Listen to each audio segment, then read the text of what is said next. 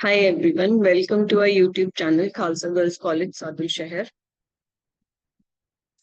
So in today's video, we are going to talk about the first chapter of zoology, which is taxonomy.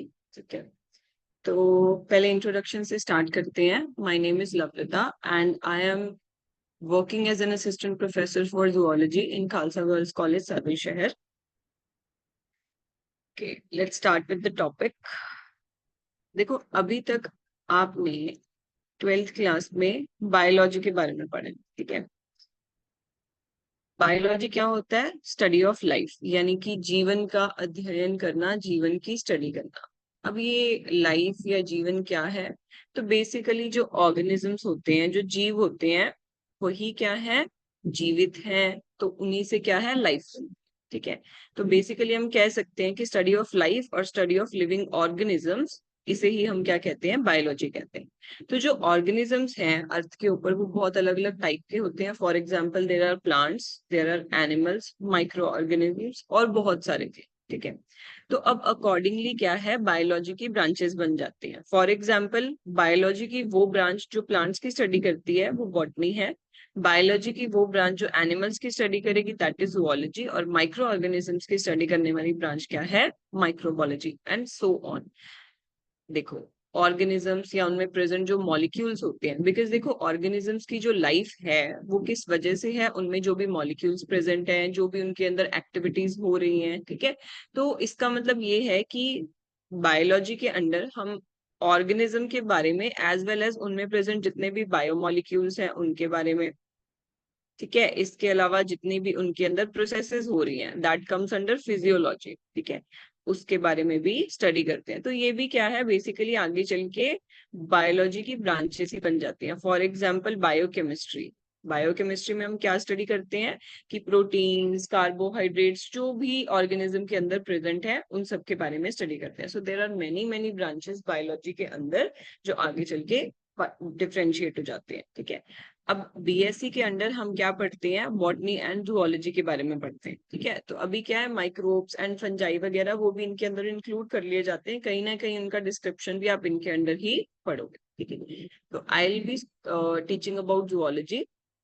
Start करते हैं zoology के साथ.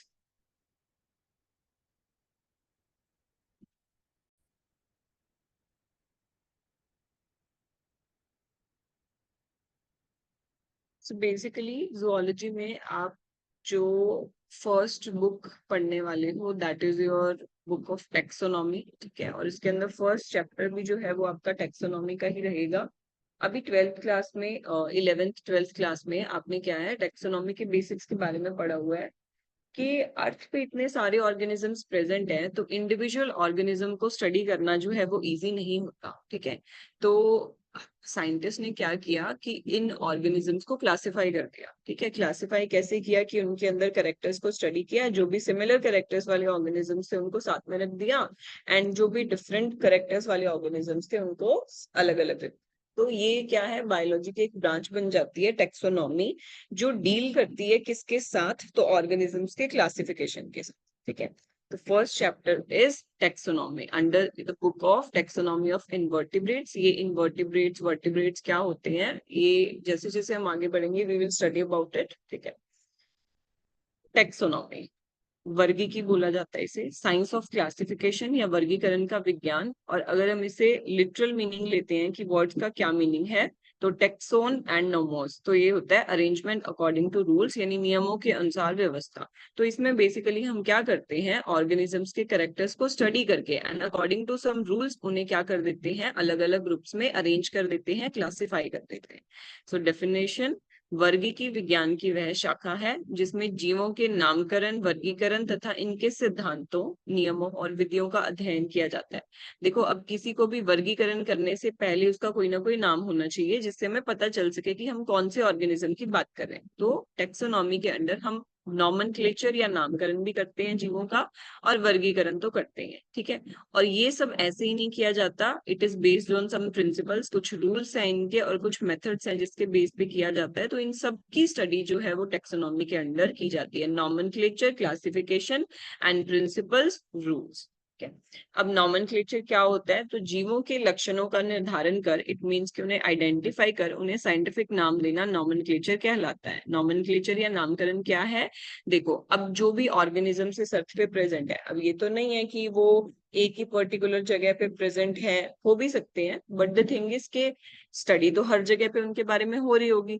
तो all over the globe लोग इसको study करते हैं, है ना, किसी भी पर्टिकुलर ऑर्गेनिज्म को। लेकिन लोकल लैंग्वेज की बात करें या किसी स्टेट की लैंग्वेज की बात भी करें या किसी नेशन की लैंग्वेज की बात भी करें, तो हर जगह पे हर ऑर्गेनिज्म का जो नाम है वो अलग अलग होता है। तो इससे क्या होता है, कंफ्यूजन क्रिएट होती है। लाइक इंडिया के अंदर किसी भी ऑर्गेनिज्म का नाम कुछ और है, और अगर वही अमेरिका में बात करें तो कुछ और है।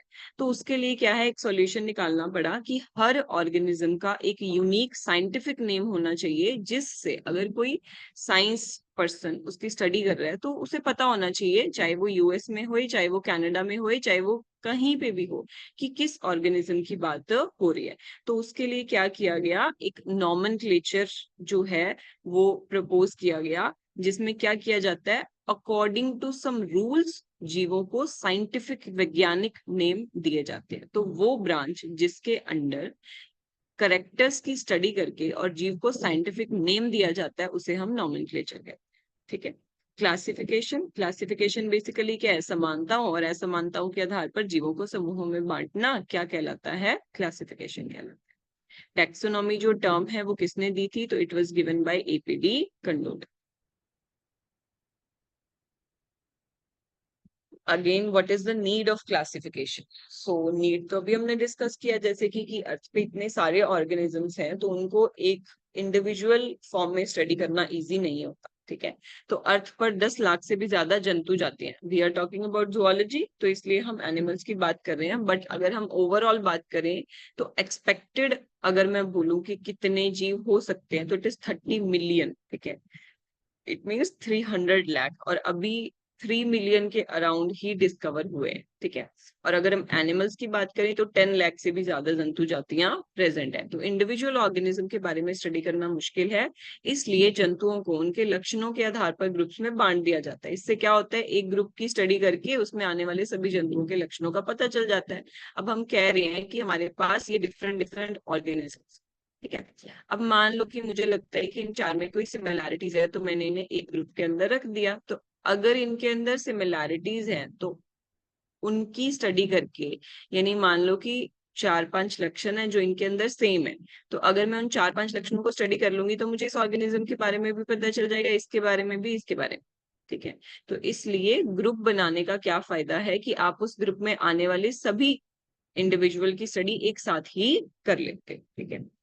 एक ग्रुप की स्टडी कर उसमें आने वाले सभी जंतुओं के लक्षणों का पता चल जाता है। Local names can be confusing, इसलिए यूनिवर्सल नेम दिए जाते हैं जो कि साइंटिफिक नेम्स होते हैं एंड रूल्स के अकॉर्डिंग होते हैं। ये नॉमेनक्लेचर की नीड बता रहा है, ये क्लासिफिकेशन की नीड बता रहा है। तो नॉमेनक्लेचर की नीड क्या है कि लोकल नेम्स जो है वो अलग अलग होते हैं। आपने भी कभी ना कभी सुना होगा किसी फ्रूट का या किसी प्लांट का नेम। ठीक है। मान लो कि पंजाब का रीजन है, वहां पे उसका अलग नाम होता है, एंड अगर हम यही राजस्थान में बात करें तो अलग नाम है। तो स्टेट वाइज भी अगर इतनी वेरिएशन हो सकती है, तो जस्ट थिंक अबाउट इट कि अराउंड द ग्लोब कितनी वेरिएशंस होंगी। अब ऐसी भी बहुत सारी कंट्रीज हैं जिनके बारे में हमें पता भी नहीं होगा।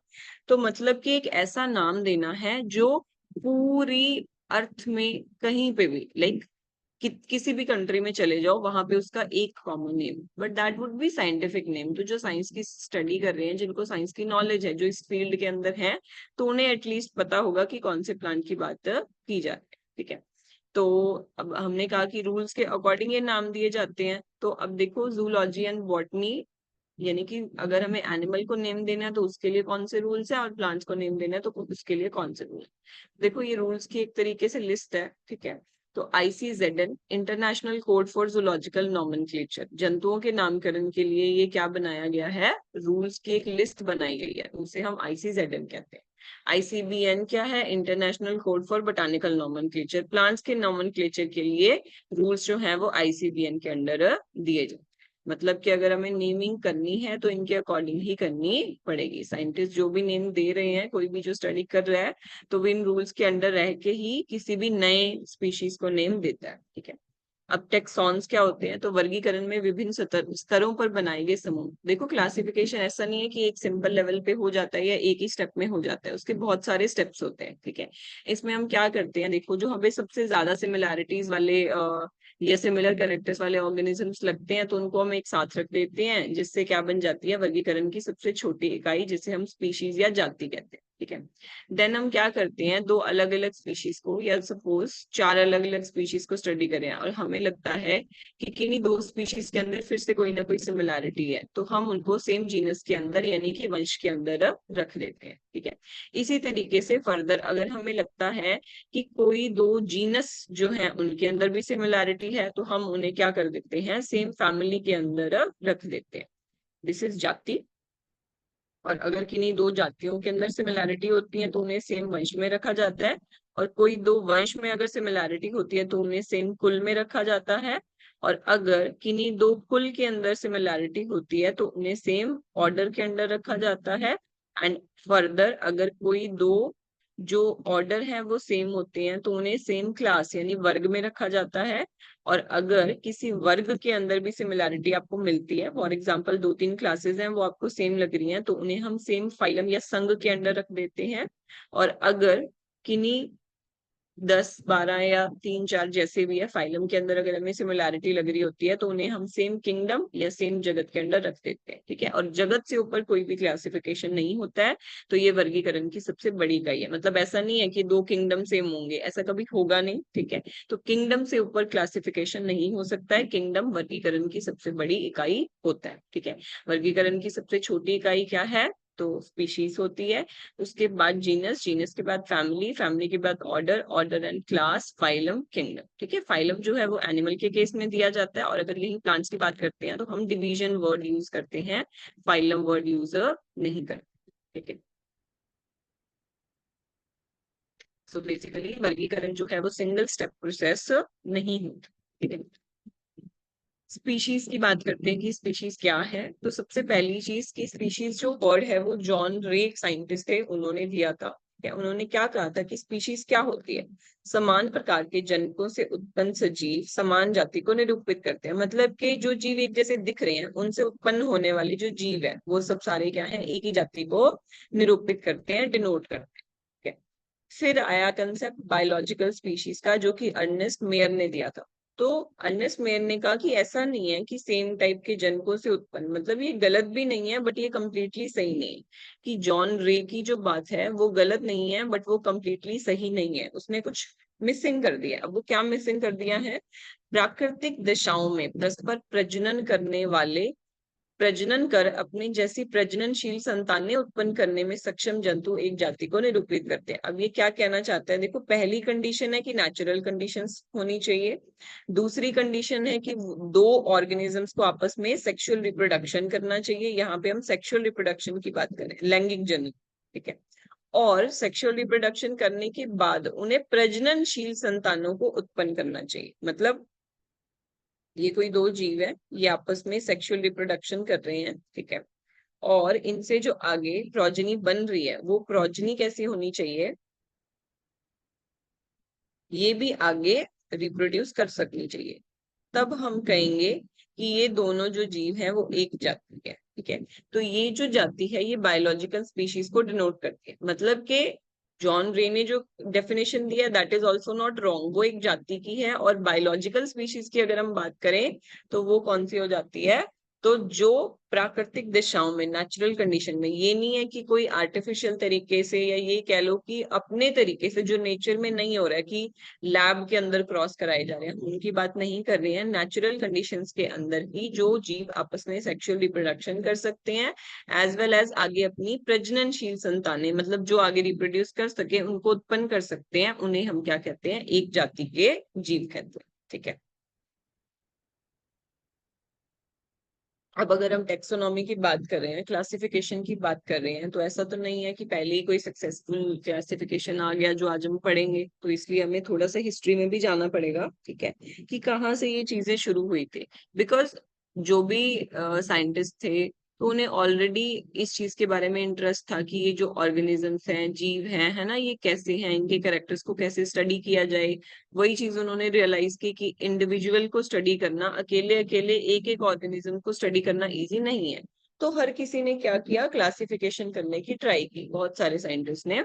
तो हिस्ट्री ऑफ क्लासिफिकेशन में सबसे पहले जो हमारे पास साइंटिस्ट है, अरस्तु या एरिस्टोटल, जिन्हें फादर ऑफ बायोलॉजी या फादर ऑफ जूलॉजी, जीव विज्ञान एंड जंतु विज्ञान के पिता कहा जाता है। ठीक है, तो उन्होंने क्या किया, मतलब वन ऑफ द साइंटिस्ट जिन्होंने सबसे पहले एनिमल्स का क्लासिफिकेशन दिया। एनिमल्स के क्लासिफिकेशन की बात कर रहे हैं, सबसे पहले अरस्तु ने दिया। ठीक है, उन्होंने एनिमल्स का जो क्लासिफिकेशन है अपनी बुक हिस्टोरिया एनिमेलियम में दिया था। What did he do, animals को दो कैटेगरी में डिवाइड कर दिया, ए नाइमा एंड ई नाइमा। ठीक है, ए नाइमा और ई नाइमा क्या होते हैं या किस बेस पे किया, तो उन्होंने रेड ब्लड की प्रेजेंस पे किया कि जिन जंतुओं के अंदर रेड ब्लड पाया जाता है उन्हें उन्होंने किस में रख दिया, ई नाइमा में, और जिनमें रेड ब्लड नहीं पाया जाता उन्हें उन्होंने किस में रख दिया, ए नाइमा के अंदर रख दिया। एनिमल्स की दो कैटेगरी बनाई, किसने, अरस्तु ने या एरिस्टोटल ने। कौन सी बुक के अंदर क्लासिफिकेशन दिया, हिस्टोरिया एनिमेलियम में। रेड ब्लड की उपस्थिति और अनुपस्थिति के आधार पर उन्होंने क्या किया, दो कैटेगरी बनाई, जिनके अंदर रेड ब्लड नहीं आता, नहीं है, उन्हें ए नाइमा में, और जिनमें रेड ब्लड है उन्हें ई नाइमा में रख दिया। ठीक है, अब देखो आगे ई नाइमा को उन्होंने दो कैटेगरी में डिवाइड किया, एक अंडे देने वाले और दूसरे बच्चों को जन्म देने वाले, ओवीपेरस एंड विविपेरस। ठीक है, ओवीपेरस क्या होते हैं, जो अंडे देते हैं, और विविपेरस क्या होते हैं, जो बच्चों को जन्म देते हैं। ठीक है, तो अभी इनके अंदर कौन कौन से कैटेगरीज आती हैं, तो ये अभी हम फर्दर जो है वो स्टडी करेंगे जब एनिमल किंगडम, तो हमें पता चल जाएगा। ठीक है, फॉर एग्जाम्पल अभी अपने 11th क्लास में पॉरीफेरा फाइलम के बारे में पढ़ा होगा, जिसमें स्पॉन्जेस आती हैं, तो स्पॉन्जेस जो है वो ए नाइमा में आती है। इसी तरीके से निडेरिया या सिलेंड्रेटा फाइलम के बारे में भी स्टडी किया है, मोलस्का, आर्थ्रोपोडा, इकाइनोडर्मेटा, तो वो सभी ए नाइमा में आते हैं। और ई नाइमा की अगर हम बात करें तो बेसिकली इनमें कॉर्डेट्स आते हैं। ठीक है, तो कॉर्डेट्स में अंडे देने वाले कौन कौन से होते हैं, एम्फीबिया हो गए, रेप्टाइल्स हो गए जैसे फ्रॉग्स, रेप्टाइल्स में जैसे स्नेक्स और लेजर्ड्स आ गई, फिशेस हो गए, बर्ड्स हो गए, और विविपेरस या बच्चों को जन्म देने वाले जैसे कि ह्यूमंस हो गए, मानव। ठीक है, वेल हो गई, जो वेल मछली है। ठीक है, कैटल्स हो गए, जो भी पालतू पशु होते हैं। ठीक है, अब देखो Aristotle was the first scientist जिन्होंने एनिमल्स को डिस्कवर किया था और एनिमल्स को क्लासिफाई किया था, तो इस वजह से जो एरिस्टोटल हैं उन्हें फादर ऑफ एंशियंट टेक्सोनॉमी भी कहा जाता है। ठीक है, मतलब कि प्राचीन कह सकते हो वर्गीकरण के पिता, पुरातन वर्गीकरण के पिता बोला जाता है, क्योंकि टेक्सोनॉमी में सबसे पहले जो कंट्रीब्यूशन है वो इन्होंने ही दिया था।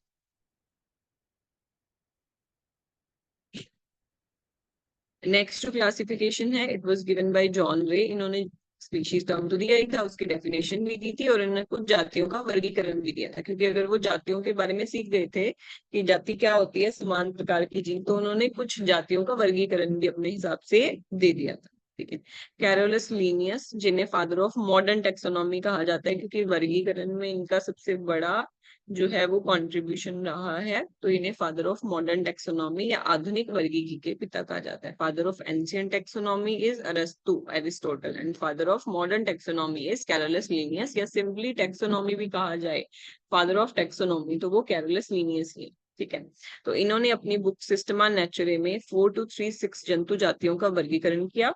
तो इन्होंने क्या किया था, अपनी बुक एक सिस्टमा नेचुरे, ठीक है, इससे पहले इन्होंने प्लांट्स के लिए भी बुक लिखी थी, उन्होंने इसमें प्लांट्स का क्लासिफिकेशन दिया। तो यहाँ पे उन्होंने उस टाइम पे जितनी 4236 एनिमल स्पीशीज जो उस टाइम पे डिस्कवर हो चुकी थी उनका क्लासिफिकेशन दिया था। और दूसरी चीज इन्होंने क्या दिया था, जंतुओं के नामकरण की द्विनाम पद्धति, बाइनोमियल सिस्टम फॉर नॉमेनक्लेचर भी दिया था। ठीक है, इन्होंने इसी बुक के अंदर नॉमेनक्लेचर के लिए भी एक सिस्टम दिया था, विच इज बाइनोमियल, द्विनाम पद्धति। ये क्या होता है अभी हम पढ़ेंगे। ठीक है, इससे पहले इन्होंने अपनी बुक स्पीशीज प्लांटेरम में प्लांट्स का वर्गीकरण और नामकरण जो है वो दे दिया था।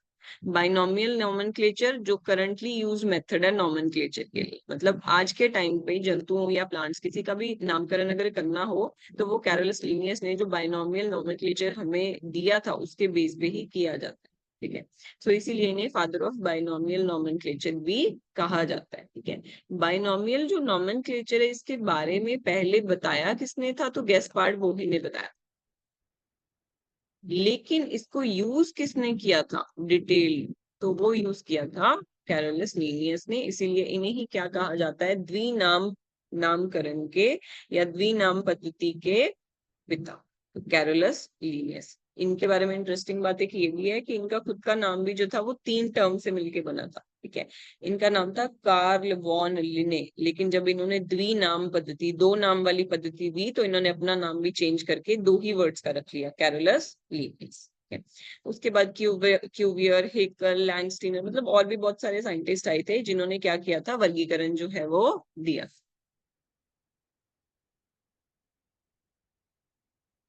इन्हीं के बीच चलते चलते वी टेकर एक साइंटिस्ट थे, तो उन्होंने क्या किया था, उन्होंने एनिमल्स का तो नहीं बट सभी जीवों का एक क्लासिफिकेशन जरूर दे दिया था कि अर्थ पे जितने भी जीव पाए जाते हैं उन्हें 5 किंगडम के अंदर डिवाइड कर दिया, ठीक है। तो किंगडम्स के बारे में तो पता ही था कि किंगडम क्या होता है, सबसे बड़ी यूनिट होती है, ठीक है। तो इन्होंने 5 किंगडम बना दिए थे, मतलब कुछ एक करेक्टर्स लिए जो इन्हें लगे, तो उनके बेस पे इन्होंने 5 किंगडम बना दिए, ठीक है। तो इन्होंने 5 किंगडम स्कीम दी थी, which is very very acceptable. आज के टाइम पे हम उसे पढ़ते हैं, यूज करते हैं, मान्य है वो, ठीक है। तो इन्होंने क्या किया था, अर्थ पर पाए जाने वाले सभी जीवों का वर्गीकरण किया था। अब ये एनिमल्स की बात नहीं हो रही है, ये सभी जीवों के वर्गीकरण की बात हो रही है, ठीक है। तो 5 किंगडम स्कीम वीटेकर ने दी थी 1969 में। इन्होंने क्या किया था, 5 किंगडम बनाए थे, मोनेरा, प्रोटिस्टा, फंजाई, प्लांटी और एनिमे, ठीक है। मोनेरा के अंदर इन्होंने क्या किया, जितने भी प्रोकैरियोट्स आते हैं, ठीक है, जिन्हें हम एसिन केंद्री बोलते हैं, जिनके अंदर कोई भी केंद्रक के अराउंड मेम्ब्रेन नहीं होते, ठीक है, उनको रखा जाता है। प्लस कैसे होते हैं, यूनिसेलुलर, एक कोशिकीय होते हैं, उन जीवों को रख दिया। जितने भी प्रोकैरियोटिक जीव हैं वो सारे के सारे मोनेरा के अंदर आते हैं, ठीक है। फिर उसके बाद प्रोटिस्टा फाइलम, प्रोटिस्टा किंगडम बनाया। किंगडम प्रोटिस्टा के अंदर इन्होंने किसको रखा, एक कोशिकीय जीवों को, लेकिन कैसे थे वो, यूकैरियोटिक थे, सेसीन केंद्री थे, न्यूक्लियस के अराउंड मेम्ब्रेन प्रेजेंट होती है। फिर उसके बाद इन्होंने तीसरा किंगडम बनाया, फंजाई। फंजाई कैसी थी, मल्टी सेलुलर थी, लेकिन उनके अंदर जो पोषण का प्रकार है या मोड ऑफ न्यूट्रिशन है वो कैसा था, सेप्रोफाइटिक, मतलब डेड डिकेइंग, सड़ी गली चीजों के ऊपर डिपेंड करती है अपने पोषण के लिए। यूकैरियोटिक ये भी थे, और इनके अंदर किसकी सेल वॉल बनी हुई प्रेजेंट थी, तो काइटिन की सेल वॉल प्रेजेंट, ठीक है। मोनेरा के अंदर भी सेल वॉल हो सकती है, और अगर होती है तो पेप्टाइडोग्लाइकन की होती है।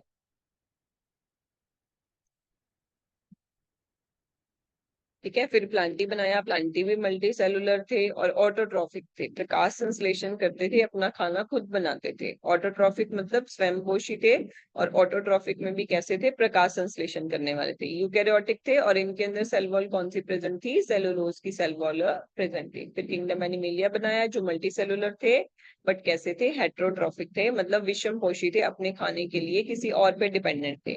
यूकैरियोटिक ये भी थे, सेल वॉल इनके अंदर एब्सेंट होती है, इनके अंदर सेल वॉल प्रेजेंट नहीं होती है। प्रोटिस्टा में भी सेल वॉल जो है वो कईयों में जो है, मतलब मोस्टली प्रेजेंट होती है, बट एनिमल्स जो है इनके अंदर सेल वॉल नहीं होती है, ठीक है। फिर उसके बाद स्टोरर एंड यूसिंगर ने 5 किंगडम का मॉडर्न क्लासिफिकेशन दिया था। इन दोनों ने क्या किया था, तो एनिमल किंगडम को आगे फाइला में डिवाइड किया, क्योंकि देखो किंगडम तो बन गया, लेकिन किंगडम के आगे भी तो क्लासिफिकेशन होता है, तो वो क्या होता है, फाइलम होता है। तो इन्होंने क्या किया था, एनिमल किंगडम के अंदर 31 फाइलम्स बनाए, ठीक है। तो इसके अंदर 10 जो है वो मेजर मतलब बड़े फाइलम थे, और 21 जो है वो छोटे फाइलम थे, ठीक है। तो वो 10 जो बड़े फाइलम्स हैं उनकी डिटेल स्टडी जो है वो हम इसी फर्स्ट ईयर के अंदर करते हैं, ठीक है। अब आते हैं नॉमेनक्लेचर के ऊपर कि इसकी क्या हिस्ट्री है, कैसे ये आया था।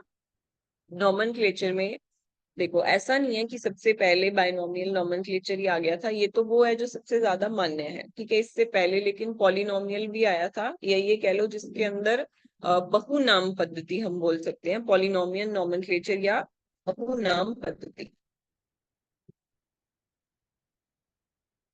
तो बहुनाम पद्धति में बेसिकली क्या किया जाता है, जैसे बहु मतलब बहुत सारे नाम, ठीक है। इस पद्धति के अंदर या टेक्निक के अंदर क्या करते थे कि मान लो किसी जीव को नाम देना है ना, तो उसके बहुत सारे लक्षण को स्टडी किया, और उसके लक्षण पे बेस पे उसके नाम में ना 4-5 टर्म्स दे दी जाती थी।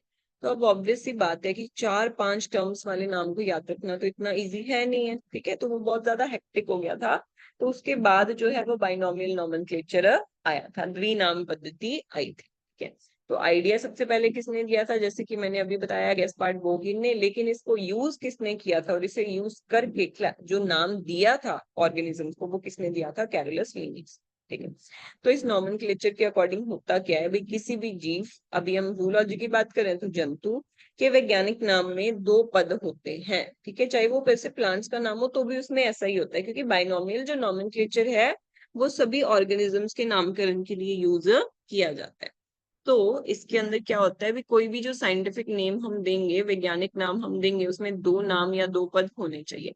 प्रथम जो नाम है वो जंतु के वंश को, और दूसरा जो नाम है वो जातिवृत्त नाम को या स्पेसिफिक एपिथेट को रिप्रेजेंट कर। अब इसके अकॉर्डिंगली, अब ये हम रूल्स किसकी बात कर रहे हैं, आईसीजेडएन की बात कर रहे हैं। कुछ कॉमन रूल्स की बात करेंगे, एक पर्टिकुलर रूल की बात करें, ठीक है। तो इसके अकॉर्डिंग क्या होना चाहिए, सबसे पहली बात तो यही कि किसी भी जीव के नाम में दो ही नाम होते हैं, ठीक है, दो स्टेप्स होते हैं। पहला जीनस को रिप्रेजेंट करता है, तो जीनस जीनस का जो पहला अक्षर है वो कैपिटल में लिखा जाना चाहिए, और स्पीशीज का जो पहला अक्षर है उसे स्मॉल में लिखा जाना चाहिए।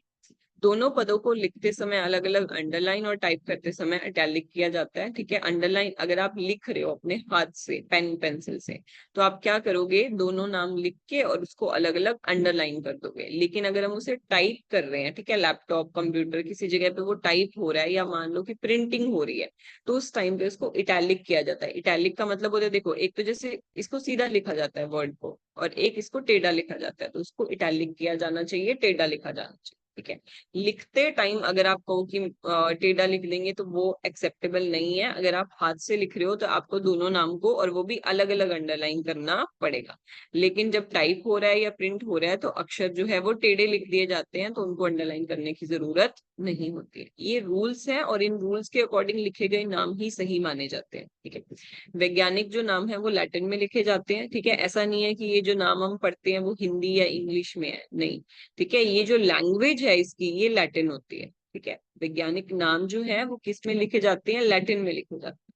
आईसीजेडएन के अनुसार ऑटोनिम एंड टोटोनिम मान्य होते हैं। अब ये ऑटोनिम और टोटोनिम क्या होता है, तो देखो, ऑटोनिम के अंदर क्या होता है, जीनस और स्पीशीज का नाम सेम होता है, और टोटोनिम के अंदर जीनस, सॉरी, स्पीशीज एंड सब स्पीशीज। अब ये सब स्पीशीज क्या होता है ये भी अभी बताऊंगी, ठीक है। लेकिन अभी के लिए हम क्या ध्यान रखना है कि ऑटोनिम क्या होता है, जब किसी जीव के नाम में जीनस एंड स्पीशीज, वंश और जाति का जो नाम है वो समान हो जाता है, ठीक है।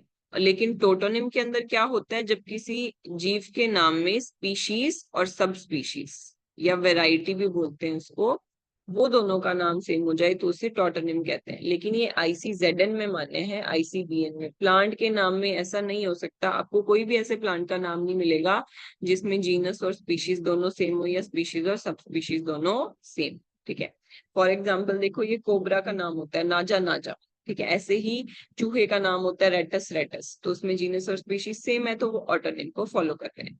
और ये क्रो का, इंडियन क्रो या भारत में जो कौवा पाया जाता है उसका नाम है कॉर्वस प्लेंडस प्लेंडस। इसके अंदर स्पीशीज और सब स्पीशीज जो है वो सेम, ठीक है। अब देखो, ये स्पीशीज या सब स्पीशीज होती क्या है। सब स्पीशीज या इसे वैरायटी भी बोला जाता है, जब एक जाति के जीवों में विभिन्नताएं आने से वो अलग अलग रूप ले लें तो उन्हें सब स्पीशीज या उपजाति कहा जाता है, ठीक है। अब जैसे मान लो कि धीरे धीरे जो जातियां हैं उनके अंदर भी किसी वजह से, फॉर एग्जाम्पल, चाहे उनके अंदर कोई म्यूटेशन हो गई हो, ठीक है, या फिर मान लो कि वो अलग अलग एनवायरनमेंट में या वातावरण में रह रही हैं, किसी भी रीजन की वजह से एक ही स्पीशीज के अंदर मतलब अलग अलग फॉर्म्स, रूप बनना शुरू हो जाते हैं, तो उन्हें हम क्या कहते हैं, सब स्पीशीज या वेराइटी कहते हैं, ठीक है। तो उस केस में फिर हमें क्या यूज करना पड़ता है, तो हमें ट्राइनोमियल नोमेनक्लेचर यूज करना पड़ता है। तो इसके अंदर ट्राइनोमियल नोमेनक्लेचर में हम स्पीशीज के साथ साथ सब स्पीशीज को भी एक्सप्लेन करेंगे, ठीक है। तो हमें पता चलता है, लाइक, सब स्पीशीज जो है वो किसी स्पीशीज का ही रूप होता है, तो इससे हमें पता चल जाता है। हम स्पीशीज को इसलिए मेंशन करते हैं, इससे हमें ये आइडिया हो जाता है कि जो सब स्पीशीज आप आगे बताना चाह रहे हो वो एक्चुअल में किस स्पीशीज की फॉर्म होती है, ठीक है।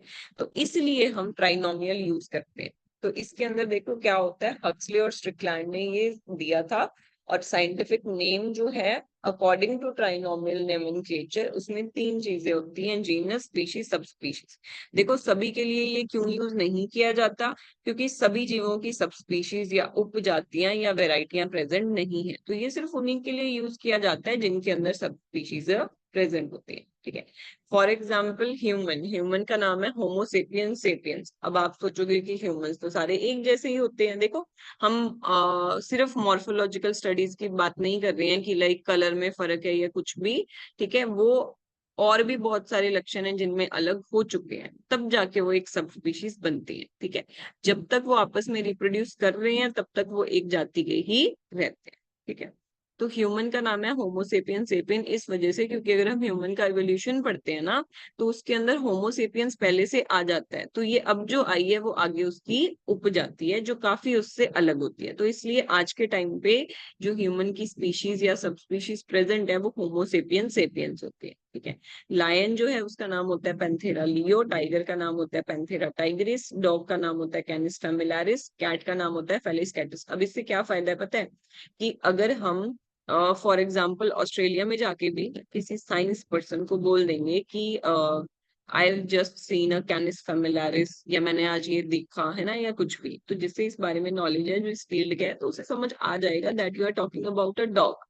ठीक है, इसी तरीके से मान लो कोई प्लांट है, अब प्लांट्स के जो नेम होते हैं कि फॉर एग्जाम्पल इंडिया में उसे कुछ और कहा जाता है।